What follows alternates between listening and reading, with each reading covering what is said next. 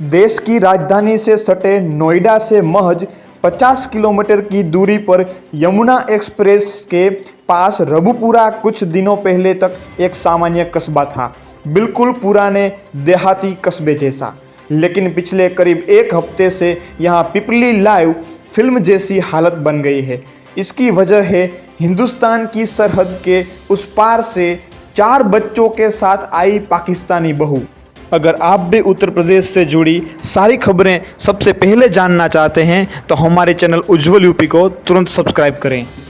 महज 5वीं तक पढ़ी सीमा हैदर नाम की यह महिला अविश्वसनीय तरीके से कराची, नेपाल और दिल्ली होते हुए यूपी के इस कस्बे में सचिन मीणा नाम के एक व्यक्ति के पास पहुंच गई। यह पूरी कहानी शुरू होती है मोबाइल फ़ोन पर ऑनलाइन खेले जाने वाले पबजी गेम पर। नमस्कार, आप सभी का स्वागत है हमारी अपनी चैनल उज्ज्वल यूपी में।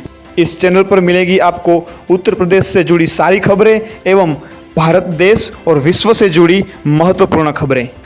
तो बिल्कुल देर न लगाते हुए अभी तुरंत ही हमारे उज्ज्वल यूपी यूट्यूब चैनल को सब्सक्राइब करें ताकि उत्तर प्रदेश से जुड़ी हुई सारी खबरें आपको अपने मोबाइल में हमारे यूट्यूब चैनल के माध्यम द्वारा मिलती रहे। रबुपुरा कस्बे के मीणा ठाकुरान मोहल्ले का रहने वाला 24 साल का सचिन मीणा सिर्फ 8वीं तक पढ़ा है। कोविड के पहले वह कस्बे में ही परचूरन की एक दुकान पर काम करता था। कोविड काल में दुकानें बंद हो गई तो उसका काम भी चला गया। खाली बैठा सचिन मोबाइल पर पबजी गेम खेलता था। बात है दिसंबर 2020 में। गेम खेलने के दौरान वह कराची की रहने वाली सीमा हैदर के संपर्क में आया।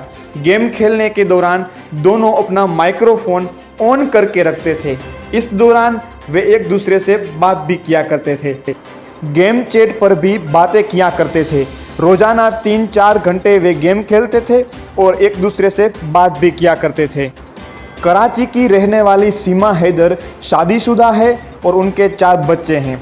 सीमा ने बताया है कि वह दक्षिणी पाकिस्तान के खैरपुर में रिंद हाजुनो गांव की रहने वाली है। 3 बहनों में वह दूसरे नंबर की है। उसका एक बड़ा भाई भी है जो सेना में काम करता है। उसने घर पर आने वाली एक ट्यूशन टीचर से 5वीं तक की पढ़ाई की है। वह 12 साल की ही थी जब उसकी मां की मौत हो गई थी। सीमा के अनुसार 17 साल में उम्र में परिवार वालों ने 2014 में गुलाम हैदर चखरानी से उनकी ज़बरदस्ती शादी कर दी। शादी के बाद दोनों कराची चले गए। उसकी बहनें और पिता भी आसपास ही रहने लगे। उनका 2016 में पहला बेटा फरहान और बाद में 3 बेटियां फरवा, फरीहा और फराह पैदा हुए। 2019 में गुलाम हैदर काम करने के लिए सऊदी अरब चला गया और वह घर पर अकेली रह गई। उस समय वह अपनी सबसे छोटी बेटी की देखभाल में लगी रहती थी। फिर मार्च 2020 में कोविड फैला और सबका घरों से निकलना बंद हो गया। इस दौरान वह घंटों मोबाइल पर टिकटॉक देखती और वीडियो बनाती थी। इस दौरान उसने मोबाइल पर पहले कैंडी क्रश गेम और उसके बाद पबजी खेलना शुरू किया। पबजी ने उसे गेम खेलने के साथ ही दुनिया भर के लोगों के बात करने की आज़ादी भी दी। इस दौरान उसके संपर्क में कई लोग आए। उनमें से सचिन की उसकी खास दोस्ती हो गई।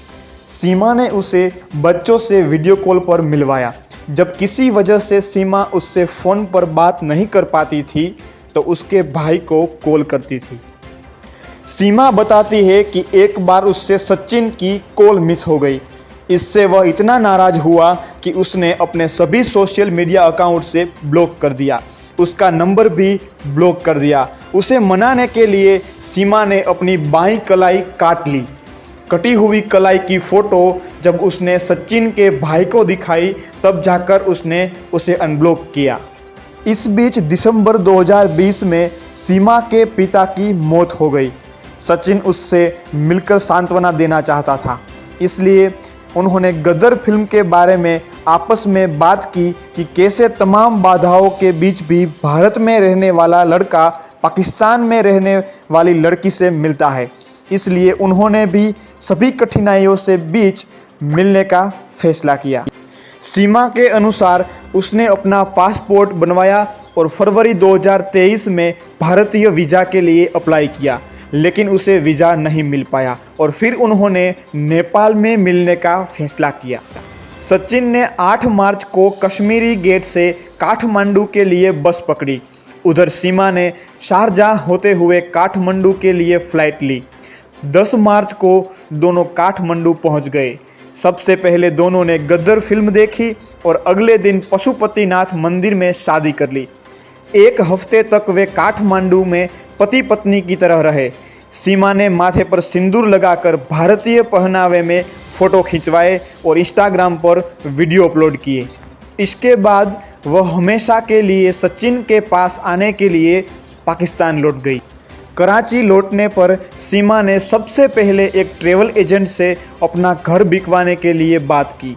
यह घर सीमा के नाम पर खरीदा हुआ था। करीब 12 लाख पाकिस्तानी रुपए में उसका घर बिक गया। इसके बाद उसने अपनी और बच्चों के लिए यूएई के रास्ते काठमांडू के लिए टिकट खरीदे और 10 मई को फ़्लाइट पकड़ ली। काठमांडू पहुंचकर उसने पोखरा के लिए वैन ली और वहां से 15,000 रुपये में दिल्ली के लिए एक प्राइवेट बस में अपने और अपने बच्चों के 4 टिकट बुक किए। सीमा को डर था कि कहीं वह पकड़ी न जाए। खास तौर पर उसने अपने बच्चों के छिन जाने का डर था। बस में कंडक्टर ने उससे आईडी मांगी जो उसके पास नहीं थी। हालांकि उसने इसके लिए पहले से ही तैयारी कर रखी थी। सीमा दावा करती है कि उसने कंडक्टर को अपना नाम सीमा और पति का नाम सचिन मीणा बताया। उसने खुद को रबुपुरा का रहने वाला बताया और अपने बच्चों के नाम राज, प्रियंका, परी और मुन्नी बताए। अपने पति के ठाकुर और खुद को ठकुराइन होने की बात बताने पर कंडक्टर ने कुछ नहीं पूछा और वह दिल्ली पहुंच गए। कश्मीरी गेट से जेवर के लिए बस ली और रबुपुरा में फलेदा कट पर उतर गए, जहां सचिन उनका इंतजार कर रहा था। सीमा ने वहां पहुंचने से पहले ही उसने सारी तैयारी कर रखी थी। उसने अपने घर से करीब 1 किलोमीटर दूर किराए पर अप्रैल में ही कमरा ले लिया था। मकान मालिक को उसकी उम्र देखकर कुंवारा होने के चलते किराए पर कमरा देने पर आपत्ति थी। हालांकि उसने उन्हें भरोसा दिलाया था कि वह शादीशुदा है। उसके सीमा को बुलंदशहर से बताया और बच्चों को खुद का अपना बताया। इसके बाद वे करीब 1.5 महीने तक साथ रहे। दिन में सचिन परचून की दुकान पर काम करता था, शाम को पैतृक घर पर रहता और रात को सीमा के पास आ जाता था। इस दौरान सीमा का पड़ोस में रहने वाली महिलाओं से परिचय हो गया। किसी को उस पर शक नहीं हुआ, लेकिन फिर उसे बच्चों की पढ़ाई की चिंता होने लगी। लिहाजा पहचान पत्र बनवाने के लिए 19 जून को बुलंदशहर में एक वकील से मुलाकात की गई। सचिन ने वकील से कहा कि वह मुस्लिम महिला से शादी करना चाहता है। इस पर वकील ने कहा कि स्पेशल मैरिज एक्ट के तहत इसमें कोई दिक्कत नहीं है। लेकिन जब उसने सीमा के दस्तावेज देखे तो वह उनमें पाकिस्तानी पासपोर्ट देखकर दंग रह गया। उसने पुलिस को सूचना दे दी। अगले दिन रबुपुरा की आंबेडकर नगर कॉलोनी में जब तक पुलिस उन्हें पकड़ने पहुंची, वे दोनों बच्चों को साथ लेकर उससे पहले ही वहां से निकल चुके थे। पलवल के रास्ते में पुलिस ने उन्हें वल्लभगढ़ में पकड़ लिया। 2 दिनों तक पूछताछ के बाद सीमा, सचिन और उसके पिता नेत्रपाल को पुलिस ने पासपोर्ट और विदेशी अधिनियम के तहत गिरफ्तार कर लिया। बच्चे भी जेल में सीमा के साथ ही रहे। हालांकि 1 दिन बाद उनके वकील ने जमानत के लिए जेवर सिविल कोर्ट में अर्जी दी।